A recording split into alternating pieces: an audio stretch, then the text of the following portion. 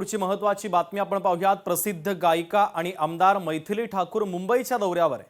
मैथिली ठाकूर उद्या मुंबईकरांना मतदानासाठी साथ घालणार आहे। मुंबईतील 10 वॉर्डमध्ये मैथिली ठाकूर प्रचार करणार आहे। भारतीय जनता पक्षाच्या स्टार प्रचारक म्हणून मैथिली ठाकूर यांचा मुंबईचा दौरा सध्या सुरू आहे।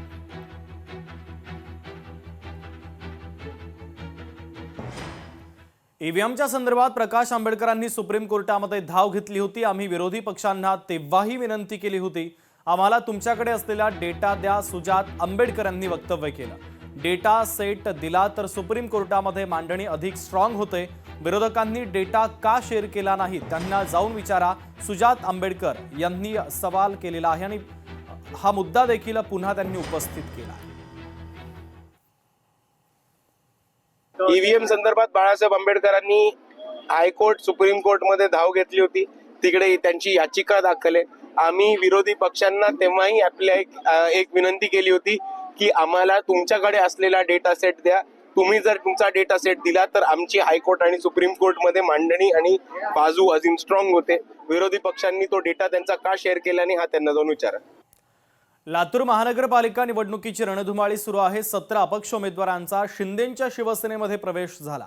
या पक्षप्रवेशावर शिवसेना जिल्हाप्रमुखांचा थेट विरोध आहे। एकनाथ शिंदेंची दिशाभूल करून प्रवेश झाल्याचा आरोप करण्यात आला। स्थानिक नेतृत्वाला डावलून निर्णय घेतल्याचा दावा देखील त्यांनी केलेला आहे।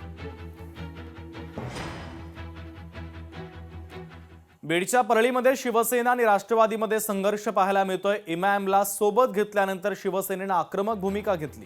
युती ठेवायची असेल तर एमआयएमला पक्षातून बाहेर काढा किंवा आम्हाला गटातून बाहेर जाण्याची परवानगी द्या। शिवसेनेचे जिल्हाप्रमुख सचिन मुळकू यांनी आक्रमक पवित्रा घेतलेला आहे।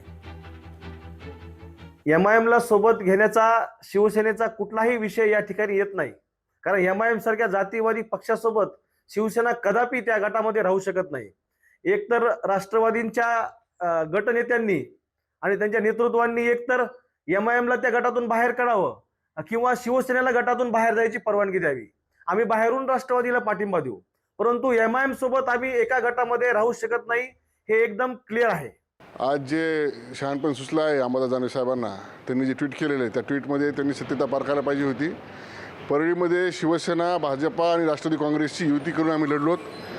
युती झाल्याच्यानंतर मी मोठ्या प्रमाणात आम्हाला महायुतीला विजय मिळाला। त्यात शिवसेनेच्या 2 जागा असताना शिवसेनेने मोठा पक्ष म्हणून राष्ट्रवादी काँग्रेसच्या गटनेत्याला पाठिंबा दिलेला आहे आणि हा पाठिंबा आम्ही राष्ट्रवादी काँग्रेसच्या गटनेत्याला दिलेला आहे। त्यामुळं एमआयएमचा कुठं काय पाठिंबा, एमआयएमशी शिवसेनेची युती असे बालिश बोलणं हे दानवे साहेबांसारख्या मोठ्या नेत्याला शोभत नाही।